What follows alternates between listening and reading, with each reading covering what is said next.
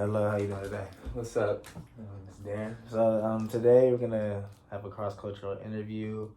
I just ask you about some of the cultures you identify with and like how you, like the way you grew up shaped you and some of the things. So everything that we talk about is gonna be confidential between us, and then I'm recording it so I can let my teacher see it. So that's okay with you? Yeah, it's all good. All right, and then I'm gonna just have you sign this form and call it that day.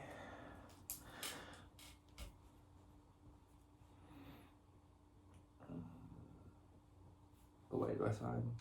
Like, just sign it or put my name and sign it? Just put your name and then put the date.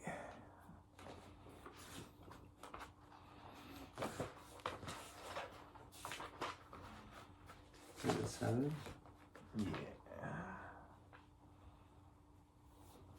Alright, thank you. Alright. So yeah, like I said, everything's gonna stay between us and then with my teacher as well, but only way that I'll contact outside resources is if you're in danger of harming yourself or if like there's danger of harming a minor or elderly, but besides that, everything's good. Alright, so can you tell me a little bit about your life growing up? Like, how would you identify your home life? My home life was pretty good. Growing up, I grew up with divorced parents. From a very young age, I was like 6 months old when they got divorced. And like from a cultural perspective, like half my family's Mexican. My mom's side, half is white, so I feel like I was exposed to like a variety of cultures growing up. And like throughout school and everything, like everything was very diverse. Everybody I grew up with, like it was the best way to put it, like I basically just grew up in a very diverse culture. Okay. So going back to you just saying how like your parents like divorced when you were like 6 months old, do you have any other siblings? Yeah, I have 2 sisters on my dad's side, half sisters that born when I was in high school, so they're like 6 and 7 now, and then I have a half sister on the other side who's 17. So you're the oldest? Yeah, the oldest. Okay. So how do you think that growing up with divorced parents kind of like shaped you, like growing up? It was definitely like something that really defined my life, and it wasn't really until later in my life, until high school. I grew up mostly living with my mom. Went through like my freshman year of high school, and then once I got into high school, I realized like I wanted to start spending more time with my dad because like I would hang out with him like 1 or 2 days a week. Like they still live in the same city, so I could still see him whenever. But I just wanted to like spend more time with him and like get to know him better, that kind of a thing. And then stuff just kind of got really messy with like me growing up. My mom not like wanting me to let me grow up, and like me wanting to spend more time with my dad. Yeah. So ended up getting like real nasty with like courts and stuff, and like custody battles and whatever. And like my dad and I ended up like not talking to each other for a long time. It was a period like my mom and I were talking to each other, it kind of went back and forth. Yeah. So through all of that, like it took me a long time, like at least until I was in college, to realize like the damage like you can do to yourself growing up. And like how sometimes, you know, when parents say that cliche thing like your parents know what's best or whatever, and sometimes they're right, even though when you know you're a kid you're like, oh, I know everything, like screw whatever you say, this and that. So it definitely shaped me in a way that made me like have to go back and like look at my mistakes and like figure out how to like make my life better and like improve myself as a person. Okay. So if you don't mind me asking, like how would you describe your relationship with your mom and then with your dad? Now it's like I have a great relationship with both of them. You know, it took longer with my dad because he remarried shortly after, and he was like always like I said before, how I was like trying to spend more time with him and get more attention from him, that kind of a thing. And then like through all that, he had a new girlfriend, ended up getting married and whatever, and like all of his attention like completely went to that. Yeah. And like that was part of the problem. So Like, and then a lot of bullshit happened. So it just like I ended up having a lot of resentment towards my dad. So it took a long time for us to like reconcile that relationship. But you know, just through a lot of talking through things and that kind of thing, it just ended up getting a lot better. And as far as my mom goes, I just kind of realized she was like right about the whole situation, like why she didn't want me to spend time with my dad and that kind of thing. And once I saw that, that's like we got better. Yeah. That kind of thing. So you said he got remarried shortly after, or like, do you mean after the divorce, or like after like the court hearings and everything? So It was like in the middle. So my parents got divorced when I was like 6 months old. He didn't get remarried until I was a freshman or a sophomore in high school. Something like that. And like around that time, like we're going through like custody battles and stuff with my mom. So you said you also have a sibling with like your mom and her new. Yeah, my mom and her new husband, who they've been together since I was like 4. Okay, so would you kind of say that your relationship with him is pretty good? Yeah, the relationship with him was bad, like when that stuff was going on, because obviously like he isn't my like biological father, so he's like looking out for my mom, and my sister was his daughter at that time, because it hurt them a lot and that kind of thing. So our relationship was like really destructive, and we like even got into fights and stuff like at home. And like and police had to get involved and like stuff like that. And that was probably the relationship that took the longest to reconcile. But I would say now we have a great relationship, and like, you know, he's to me, he's family. Like he's another father to me for sure. Okay. So since going back to what you said earlier about you being half Mexican and half white, what are some of the cultures that like, or like some of the identities that come along with being like a mixed person, and like some of the things that sort of like troubles it? It was interesting, especially with being with divorced parents. On the white side of my family, like my family's Jewish, so we celebrate Hanukkah and stuff like that. But on my mom's side, we celebrate Christmas, so it's kind of cool that, you know, I'd be able to experience both and get both, and get to celebrate both holidays every year. And one of the cool things for me too was like my aunt and uncles and my grandma on my mom's side, like they're very like old school, like classic Mexican, like whenever we do family get-togethers, whatever, like they're making like classic beans with rice, carne asada, and that kind of thing. So it was like the whole food thing from both sides of it was like really cool experience, because I'm a big fan of like all food, and so like anytime, you know, I get to celebrate anything with either of my families, it was like always something, you know, really different when it comes to food. And it just also made me have like a really open perspective to like different cultures. You know, when you're more than just one thing, like if you're just white, just Mexican, or just this or just that, it's easy to get consumed in like, this is the one way to see things, and like this is the one way people should be or whatever. But when you come from different cultural backgrounds, it shows you like how people are more alike than they're different. I like that.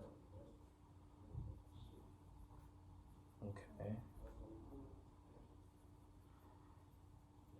So would you say that both sides of your family are really traditional to like their cultures, and like they practice the traditions in like along the whole, like everybody in your family practices like the main traditions?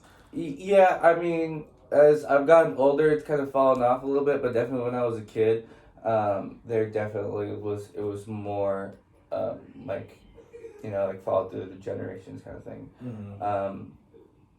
But yeah, as I started getting older, and like after I moved out of the house, it kind of dissipated a little bit, and it varies between like aunts and uncles or whatever, and like how like much, you know, they celebrate different things and stuff like that.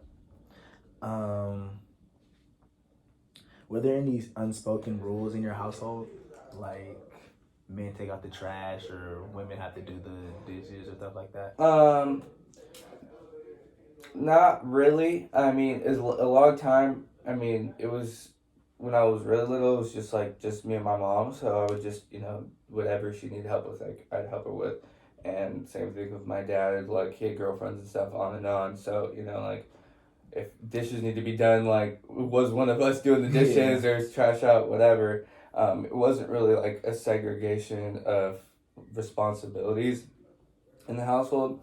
I definitely think after I got like middle school and got a little bit older on my mom's side with my stepdad, they're more of like traditional in the sense that my mom and my stepdad both agreed that like she wanted my mom to stay home like while kids were growing up so she could be there to take care of them and like take them to school and that kind of thing and could be there for them, and that my stepdad would be the breadwinner. And as we got older, like she would go out and do stuff, and my mom was successful like in the retail industry before that, but that's just what they wanted to do for their kids. Um, so on that level, yeah, and then on the weekends I'd always help my stepdad stuff out with like projects around the house and stuff like that. He's like a total handyman and that kind of thing. So Okay. What would you say your top 5 morals or values are, and how they connect to your culture? Top 5 morals, values. That's a good question. I definitely think that trust and loyalty is like number one for me. I've seen how lack of it, and especially within family, when that's like, that's the number one thing you should trust and have there for you. You should always be loyal to, and how when that disappears, how bad, how much of a adverse impact that can have on your life and the lives of your family members. So that's always been a big one for me. I also, what would number 2 be? Just another big thing I'm on is just like treating anybody and everybody with the same respect that you would like anybody else, old, young, rich, poor, black, white. It doesn't matter what you are, like what your background is. Everybody's a human being, and like everybody deserves the same respect. Number 3, let me see here.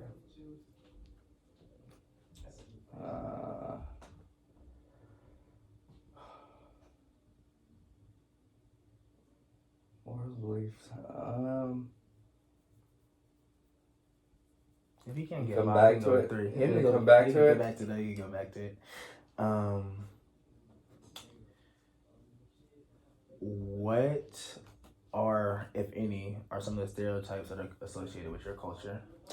Definitely on the Jewish side, like obviously everybody knows about the Holocaust and stuff, and like, in high school people would be like, "Oh, so you're rich, like this and that and all that." Like, yeah, sure, I come from, average middle class, maybe even upper middle class family, but by no means we're like rich or anything, and they're always like, that kind of thing. And as far as like on the Mexican side, when I would hang out with my cousin's friends or like that kind of thing, they'd always like, it was always more like, I hate to use the term ghetto, but like that's like more of like the stereotype I would get from that. Okay. And how did some of those like microaggressions of like people just telling you like, oh, since you're Jewish, you must be rich, or like, do you bring up things about the like Holocaust? Like, how did that make you feel? It was like for a little while when I was younger and I didn't really like understand it as much.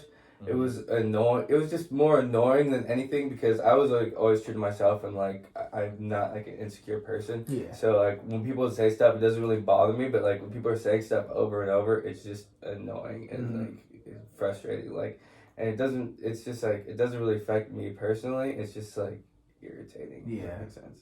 Okay.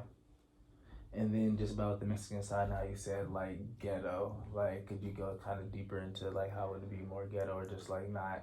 Yeah, sure. My cousins, on that side, like, they were always getting into trouble and stuff, like, started doing drugs from a young age.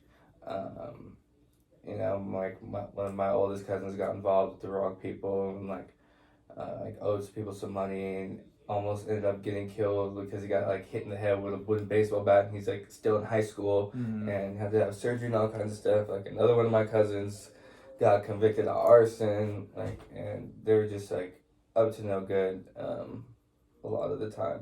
So like I would have, from some of my other parts of the family, like that their behavior like reflect on me because I was still close with them and I hung out with them a lot growing up, even though I didn't participate in those activities.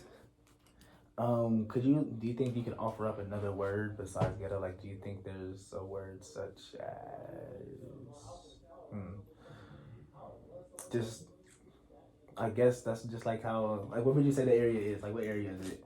It's like Palm Springs, like the Coachella Valley, and Mm-hmm. I mean, there's parts like. I mean, that's a good question. Like that word is like so Yeah. overused, like, and But sometimes it's it's really the only word that can describe certain things. yeah. So, Um, I mean, it varies like throughout the area. There are like very wealthy areas with like $10 million houses, and there's also areas that there's just a straight hood. mm-hmm. Um, and so I lived in like different parts throughout the valley, growing up there. Um, but different word for ghetto. It's like maybe like underprivileged. Yeah. Maybe like lower income, that kind of thing. Mm-hmm. Okay. Yeah, those are some of the things I feel like that are kind of tied into being like in a low income or underprivileged area. It's just like it's kind of not pushed on to people, but it's just like kind of seen as Like normal. that lifestyle is like pushed on to people because they have less Yeah, opportunities. so they just think that's the only way that they can do something to Right. become successful or Yeah. things like that. And yeah, I can totally agree with that. Um, what are, if any, are some of the privileges that are associated with your culture? Um, Definitely. On the Mexican side, like being very like family oriented, like families like always stresses like being number one, Mm-hmm. and I didn't see it for a long time, especially with like having divorced parents, like from as long as I can remember, Mm-hmm. like the importance of family. But like going back to it, looking back, and even like while my parents were divorced, like my mom's side of the family was like always really close, and like we spent a lot of time together and stuff. Mm-hmm. So going back, it just like reiterates like the importance of family. Okay. What about on your Jewish side of the family? On the Jewish side of the family, um, it was always just like everybody on that side of family. My grandfather, he grew up dirt poor, like dirt poor, and he put his way through medical school, and he ended up becoming really successful. So like from him on, there's always just been like this pressure to be successful, and like everybody, like his kids except for one of my uncles, and then like me and my cousins, like there's always like this pressure to be highly successful and to go to be better than everybody else. Mm-hmm. That kind of ties into my next question. Was there any pressure to pursue a certain job or career that's kind of associated with your culture? Yeah, definitely not like a specific career. Mm-hmm. My family's always open to do whatever makes you happy, but there's always like the do whatever makes you happy, but make sure it makes money too. Yeah. Like, don't become a painter or that kind of thing. Like, do something that you'll be financially secure for your future. So do you think money is a kind of a big part of your culture or like your identity? I wouldn't say money is. I would just say, I mean, it is and it isn't. It is in the sense that it's like, we want to, be like middle class and be able to support yourself, and like, if you want to take a vacation here and there, you don't want to be like living off of pennies kind of thing, and like paying or living check to check, and that kind of thing. But it's also not like to the point where like you need to be a millionaire and like you need to be the 1% kind of thing. So you would say just being secure or having security. But just being financially secure. Yeah, it's just a big part. Yeah, that'd be the Okay. best way to put it. Okay. Let me see.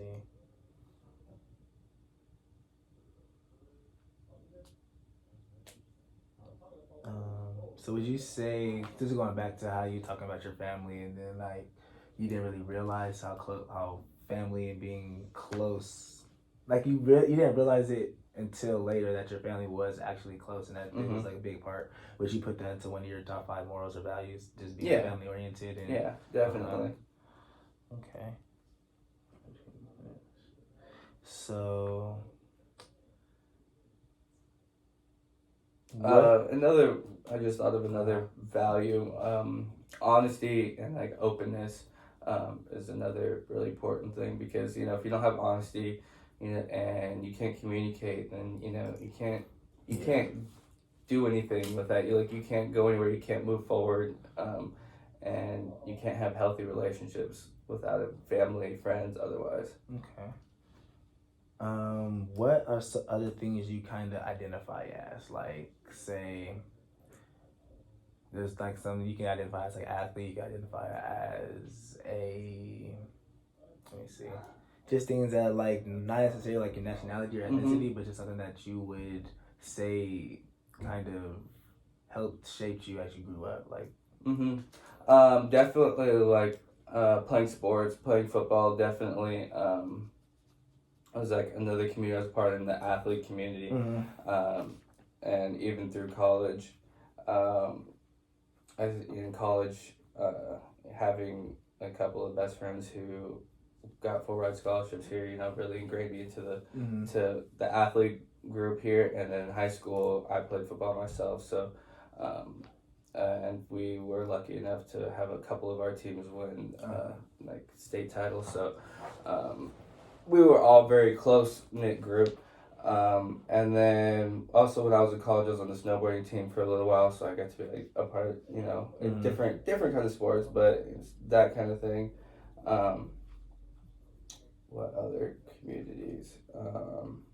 How would you say that the athlete community kind of shaped you and like some of your morals and values? Like, does it give you anything like hard work, or drive, or like competitiveness just in life?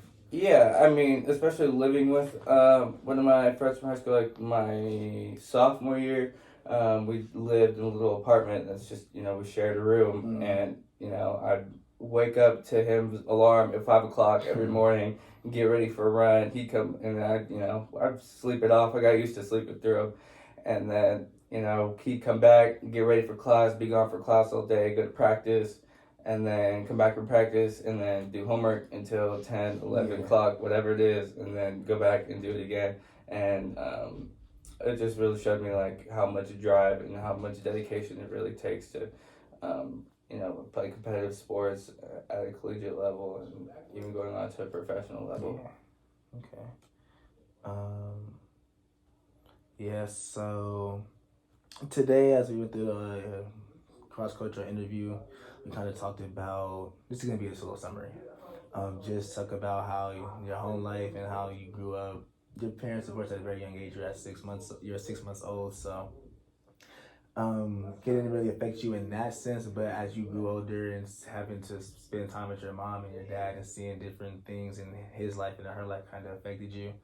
And then the trials and like going to court and having the custody trials that also affected you. But then now your relationship with both your parents are very good. It's very strong. That's actually very good.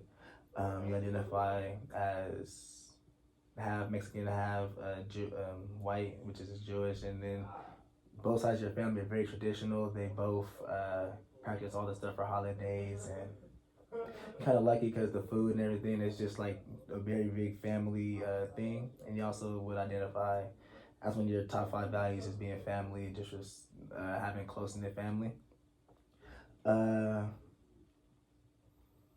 It's not really pressure on you to be rich, but it's pressure for you to be successful. And when success is kind of how you make it yourself, like it's your own definition, but just being secure in your life and having money to not just be struggling, that's also a big thing for you. And you identify with the athlete community just from playing sports, growing up, and having friends and family that actually play sports, and then going to college, live with your athlete friends. It kind of just shows you about some of the drive and dedication that you can use into your own life. And yeah, that's pretty much about everything that we talked about. Is that right? Yeah. So thank you for your time, and I appreciate you coming. No problem. Thank you.